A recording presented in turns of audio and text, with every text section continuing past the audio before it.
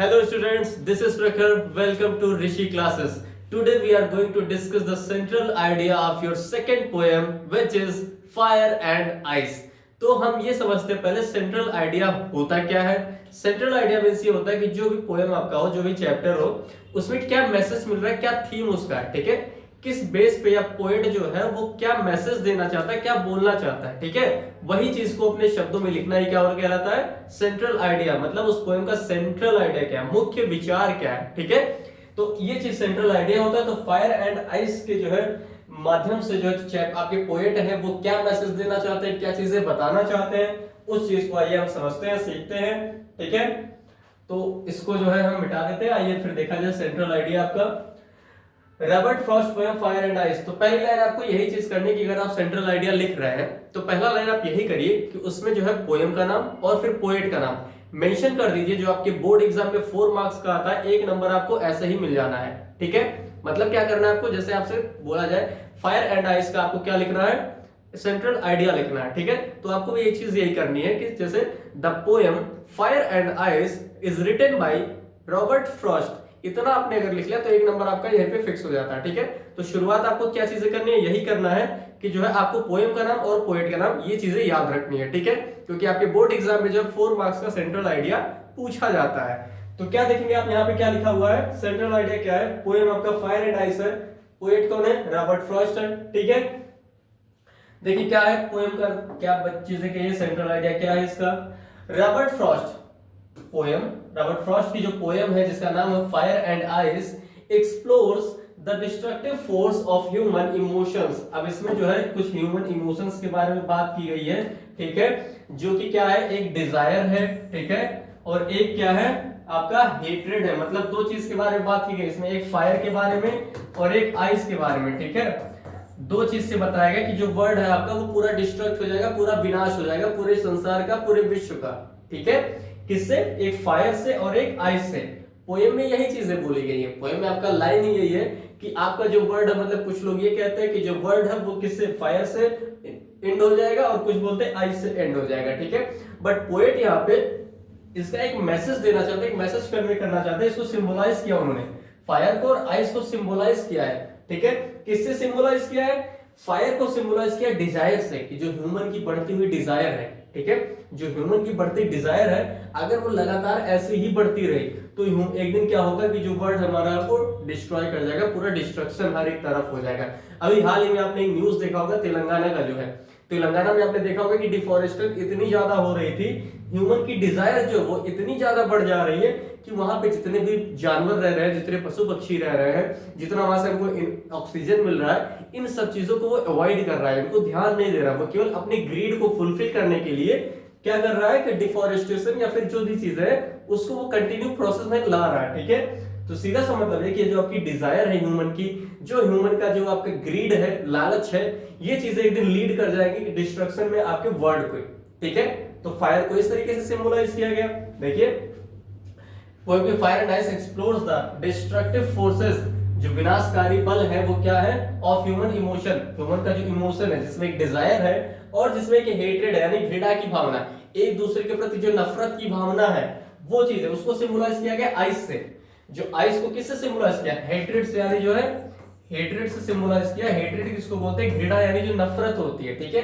Indifference, लोगों के प्रति उदासीनता, किसी को किसी से मतलब नहीं हो रहा। आप सिटीज में जाइए, बगल में आपका पड़ोसी रह रहा है लेकिन आपको उसके बारे में कोई पता नहीं होगा, कोई जानकारी नहीं होगी, ठीक है। सिटीज में यही होता है, आप कहीं रेंट पे लेके रूम रेंट पे रहिए, ठीक है, आपके बगल वाले रूम से आपका मतलब नहीं रहेगा।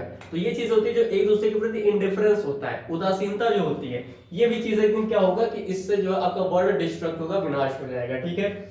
And how they can lead to the end of the world, और कैसे ये लीड करेंगे आगे जो है आपके वर्ल्ड को एंड करने में, समाप्त करने में, ठीक है। ये इस चैप्टर में आपको बताया गया है। The poet reflects on whether, अब पोएट जो है यहाँ पे अपने विचार को रख रहा है क्या, कि वेदर इंटेंस पैशन और cold indifference is more powerful in causing destruction. अब पोएट जो इसमें ये बताने का प्रयास करते हैं कि मतलब किस कौन ज्यादा प्रभावशाली है, मतलब कि ये हेट्रेड यानी जो आइस है वो भी कैपेबल है कि जो है एक बार वो वर्ल्ड को समाप्त कर देगी, ठीक है। जो आइस है आपका, जो हेट्रेड की भावना है, यानी फिर जो आपकी कोल्डनेस की भावना है, जो इंडिफरेंस की फीलिंग है, ये भी अपने आप में कैपेबल है कि ये जो पूरे वर्ल्ड को समाप्त कर दे, ठीक है। बट आपका जो फायर है, जो डिजायर है, जो ग्रीड है, ये भी खुद में कैपेबल है कि वो जो वर्ल्ड को एंड कर सकता है। बट इसमें पॉइंट रिफ्लेक्ट करता है कि किसके पास इंटेंस पावर, किसके पास इतना वो है कि कौन ज्यादा पावरफुल है कि जो वर्ल्ड को जो है डिस्ट्रक्शन के लिए, वर्ल्ड के डिस्ट्रक्शन के लिए इसमें से कौन ज्यादा पावरफुल है, इसको रिफ्लेक्ट करने का, इसका आइडिया जो है उसको रिफ्लेक्ट करने का प्रयास करते हैं कौन, पोएट, ठीक है। मतलब कि जो फायर है उस वो ज्यादा पावरफुल है या आइस जो है वो ज्यादा पावरफुल है, इस आइडिया को ये रिफ्लेक्ट करते हैं, ठीक है। तो ये मोटा मोटा आपका सेंट्रल आइडिया है, जो मुख्य बिंदु है, ठीक है। इसमें कुछ सिंबलाइजेशन किया, कुछ की फीचर्स हैं, ये वो देखते हैं। Key points of the central idea क्या है? Fire symbolize desire and greed. अब फायर किससे सिंबलाइज किया गया है? डिजायर एंड ग्रीड से, which can consume the world, जो इस वर्ल्ड को खा जाएगा, इस पूरे संसार को क्या करेगा, खा जाएगा, ठीक है। आइस रिप्रेजेंट, आइस किसको रिप्रेजेंट करता है? हेटेड and indifference, which can freeze and destroy relationship, जो एक दूसरे के प्रति जो रिलेशनशिप है, जो व्यवहार है, उसको एक दिन क्या करेगा, फ्रीज कर देगा, खत्म कर देगा, ठीक है। आपको दूसरे से मतलब नहीं होगा, एक दूसरे के से नफरत आप रखेंगे, तो जाहिर सी बात है कोई भी रिलेशन हो वो खराब हो जाता है, ठीक है। आप कोई आपसे बहुत लगाव रख रहा है, आप उसके प्रति एकदम इंडिफरेंस है, तो चीजें खराब होती है, ठीक है।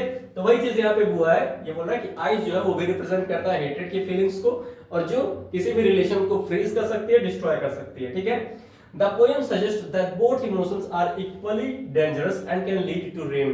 अब जो पोएम ये सजेस्ट करता है, ये हमको बताता है क्या कि that both emotions, ये दोनों इमोशंस जो है, डिजायर और हेट्रेड की जो दोनों इमोशन है, ये दोनों इक्वली जो है, इक्वली डेंजरस है, मतलब बराबर की खतरनाक ये हैं, and can lead to ruin, और ये जो है बर्बादी, ruin मतलब क्या होता है, बर्बादी, ये बर्बादी की तरफ लीड करते हैं, बर्बादी को बढ़ावा देते हैं, ठीक है। फ्रॉस्ट, अब ये पोएट साहब है, रॉबर्ट फ्रॉस्ट, पोएट भैया हमारे, ठीक है। Uses a simple eight profound style, simple तो रखते हैं क्योंकि जो सिंपल ही बहुत बता दिया है कि इन्होंने कि फायर से सिंबलाइज कर दिया और फिर एक आपके आइस से सिंबलाइज कर दिया, सिंपली किया है, बट प्रोफाउंड, लेकिन ये अधिक जो है प्रभावशाली स्टाइल में जो है कन्वे क्या कर रहे हैं, क्या कन्वे कर रहे हैं, अ डीप फिलोसॉफिकल थॉट्स, मतलब एक गहरा जो विचार कह सकते हो आप, जिससे कि इंपॉर्टेंट मैसेज जिसको कह सकते हैं आप, कि इंपॉर्टेंट मैसेज इससे देना चाहते हैं अबाउट ह्यूमन नेचर, ह्यूमन का जो नेचर है, ह्यूमन की जो प्रकृति है उसके बारे में, ठीक है। ह्यूमन की जो प्रकृति है उसको जो है इन्होंने बहुत ही सिंपली तरीके से जो है उसमें फायर एंड आइस के थ्रू जो है आपको शो किया हुआ है, दर्शाया है, और उसके माध्यम से ये ह्यूमन नेचर को बताते हैं कि कैसे जो है कोई ह्यूमन नेचर है, उसका जो नेचर है, जो ग्रीड की फीलिंग्स है, और फिर जो उसके अंदर डिजायर है, और फिर जो हेट्रेड की फीलिंग्स है, कोल्डनेस की फीलिंग्स है, ये कैसे जो है किसी वर्ल्ड के जो डिस्ट्रक्शन में जो है लीड कर सकता है, कैसे उसका रीजन बन सकता है, ठीक है। तो आई होप बहुत अच्छे तरीके से आपको ये पोएम समझ में आया होगा, इसका सेंट्रल आइडिया, क्या क्या चीजें आपको लिखनी होती है इसमें। आपने फायर को किसने सिंबलाइज किया, ये लिख दिया, आपने लिख दिया आइस को किससे सिंबलाइज किया गया है, इससे जो थॉट्स है, जो मैसेज है, उसको लिख दिया कि पोएट ने इससे क्या मैसेज करना चाहते हैं, ठीक है। और इसमें ये चीजें बताई गई कि दोनों चीजें, चाहे जो आपकी फीलिंग्स हो, चाहे डिजायर हो, चाहे फिर कोल्डनेस या इंडिफरेंस की फीलिंग्स हो, दोनों इक्वली जो है रिस्पॉन्सिबल है इस वर्ल्ड के डिस्ट्रक्शन में, ठीक है। इतना आप लिख देते हैं तो आपको 4 मार्क्स जो आपके बोर्ड एग्जाम में बहुत ही आसानी से आपको मिल जाएगा, तो ठीक है। आई होप आपको अच्छे तरीके से समझ में आ गया होगा, इसकी एक्सप्लेनेशन भी आपको बता दी गई थी। तो अगर आपने वो वीडियो नहीं देखा तो प्लेलिस्ट में वो वीडियो है, जाके देख लीजिए, और इस वीडियो को अपने दोस्तों के साथ शेयर कर दीजिए जो फायर एंड आइस की एक्सप्लेनेशन और फिर सेंट्रल आइडिया देखना चाहते हैं, ठीक है। तो मिलते हैं आपसे नेक्स्ट वीडियो में, थैंक यू।